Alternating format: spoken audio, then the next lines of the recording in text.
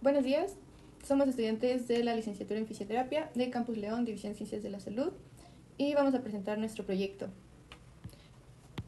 El título de nuestro proyecto es Rehabilitación y Fisioterapia en la Unidad de Cuidados Intensivos, práctica fundamentada en la seguridad del paciente. Esta fue una revisión sistemática. Los participantes de este proyecto es la licenciada Florida Solís Vázquez, la doctora Beatriz Verónica Sandoval González y las estudiantes Helen Giovanna Barrón Rodríguez, Yatsuria Miret Bernal Álvarez y su servidora Andrea Elizabeth Soto de Anda. Y bueno, en la unidad de cuidados intensivos, esta brinda sus servicios a pacientes con enfermedades críticas y pues estos suelen desarrollar complicaciones graves por su condición, precisamente son supervivientes.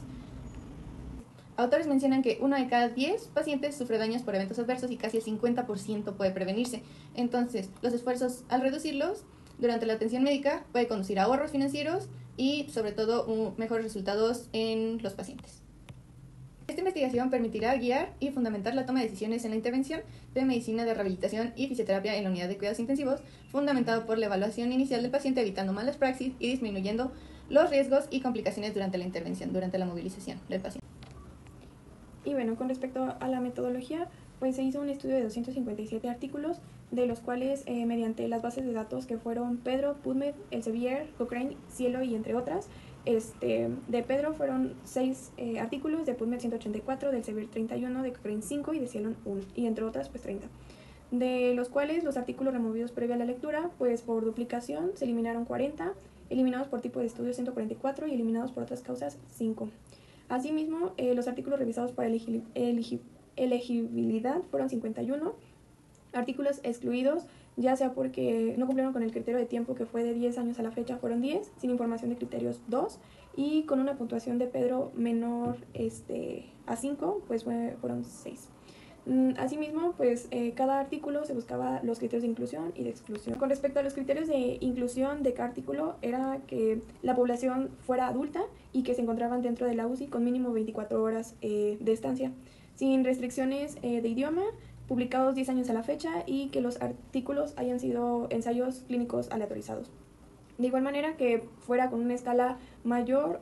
o igual a 5 con respecto a Pedro. Y en los criterios de exclusión de los artículos, que fueran artículos de opinión, monografías, comentarios, bibliografías y publicación con escasa o nula evidencia científica. Finalmente, aplicando tanto los criterios de inclusión como de exclusión, se obtuvieron 33 artículos con los que se basó la investigación. Con respecto a la evidencia sólida, se refiere que la evidencia proporcionada pues, esté presente en múltiples ECAs de alta calidad metodológica, que con respecto a la evidencia moderada, que los resultados estén presentes en ECAs de alta calidad metodológica o también de moderada calidad metodológica. En la evidencia limitada, es decir, que aparezcan los resultados en múltiples ECAs, pero de baja calidad metodológica. Y bueno, con respecto a la evidencia contradictoria, quiere decir que 2 o más artículos fueran contradictorios con respecto a la información. Ahora, como resultados, se tuvieron que en cada uno de los artículos investigados se tuvieron tanto criterios cardiovasculares y hemodinámicos, de los cuales propiamente los autores usan como la presión arterial sistólica, la presión arterial media, la frecuencia cardíaca, la saturación de oxígeno, la isquemia miocárdica activa, la arritmia y enfermedad trombótica. Esto con la finalidad de, como ya se había mencionado, prevenir eventos adversos, es decir, que durante ya sea la intervención fisioterapéutica o previo a la intervención fisioterapéutica estuvieran constante medición, es decir, que estuvieran como al pendiente de cada cambio hemodinámico o cardiovascular que el paciente tuviese. Principalmente los más destacados se presentó lo que es en evidencia sólida, lo que es la frecuencia cardíaca, donde había parámetros que era mayor a 40 latidos por minuto y que fuera menor a 130 latidos por minutos. Es decir, esto se refiere a que realmente se debe de comenzar o llevar a cabo la intervención si el paciente sí se encuentra dentro de estos parámetros. Si no, realmente se recomienda que no se realice, pues puede llegar a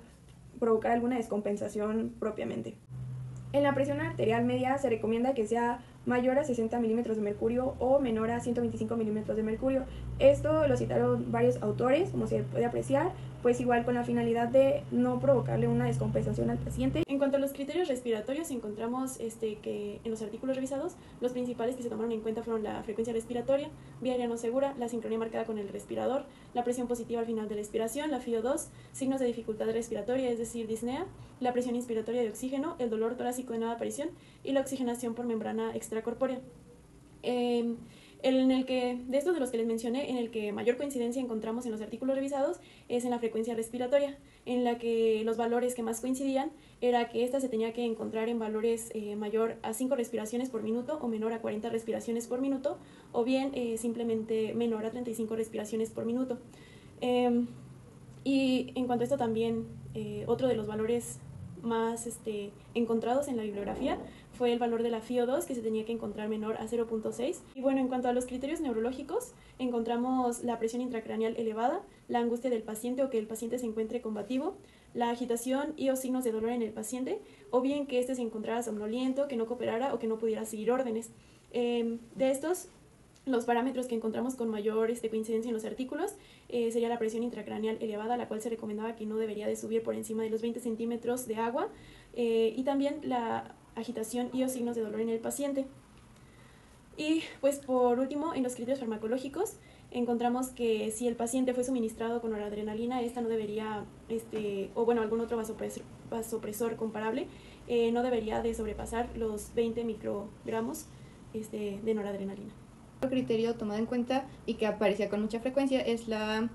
ausencia en las últimas 4 horas de los bloqueadores neuromusculares. Y ya como el resto de los ítems no se clasifican como dentro de los criterios anteriores, estos solo son medidas de seguridad, pero también son de evidencia moderada, y estos son hemorragia intestinal activa, abdomen abierto, hemodiálisis intermitente, heridas que no impidan la movilización, sangrado activo o hemorragia, temperaturas sin riesgo de movilización fuera de la cama, deterioro clínico agudo o sepsis, y el paciente pálido sudoroso. Y especifica que se siente muy mal, ahí se detiene la movilización.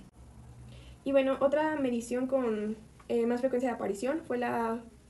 fuerza de prehensión manual con dinamómetro, es decir, que con un dinamómetro, como su nombre lo dice, se le pedía al paciente que jalara o generara cierta presión, y con eso se podía medir principalmente la fuerza. Y por otro lado, en cuanto a escalas de calidad de vida, puesto que este también es un ámbito importante que se valoren los resultados después de una intervención fisioterapéutica o de movilización en los pacientes críticos, se encuentra como principal herramienta el Short Form 36, o SF36, el cual fue mayormente citado, y ya pues algunos otros escalas que se utilizaron fue una escala visual analógica, el HR-QOL o el EQ5D5L. Y en cuanto a parámetros o escalas de ventilación mecánica,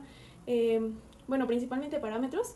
porque no hay como tal una escala, sino que como medida de los resultados se toma en cuenta principalmente el tiempo de ventilación mecánica o bien los días sin ventilador que permanecía el paciente después de la intervención. Y pues en escalas de dolor encontramos que se utilizaron varias, entre ellas escala de dolor postoperatorio, escala numérica análoga o escala analógica visual. Otras escalas que encontramos fueron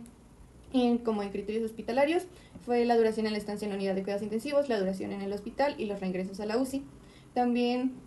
se valoró el esfuerzo por la escala de Borg, y pues otro sería la escala RASS, que es la escala de agitación y sedación de Richmond, la escala de Glasgow y escala Apache. Bueno, y finalmente, a manera de conclusión de lo que encontramos en nuestra revisión sistemática, llegamos a algunas ideas generales, entre ellas que es necesario realizar mayor investigación en cuanto a los criterios de seguridad que se tienen que tomar en cuenta en la intervención del paciente de la unidad de cuidados intensivos, cuando se realiza la intervención en fisioterapia o bien movilización. También que se tienen que tener en cuenta tanto criterios como escalas, no solamente escalas, ya que pues en nuestros estudios encontramos mayormente artículos que incluían escalas para medir sus resultados, sin embargo, no especificaban o bien ni siquiera mencionaban tener en cuenta criterios de seguridad durante la intervención o previo a ella.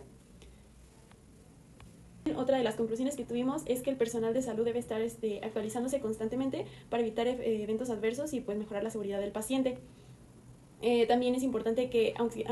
resaltar que aunque existe evidencia sólida de algunos de los criterios que les mencionamos, pues sigue habiendo personas que no los conocen o bien no los aplican al momento de su intervención. Entonces también es por esto que es importante estarse actualizando. Y pues por último, como mencionamos en algunos parámetros, llega a haber discrepancia entre los criterios de seguridad que se toman en cuenta. Entonces también consideramos que es importante que como personal de salud se llegue a una estandarización de estos criterios de seguridad, pues que puedan ser aplicables en todo momento en este tipo de pacientes y en este tipo de intervenciones.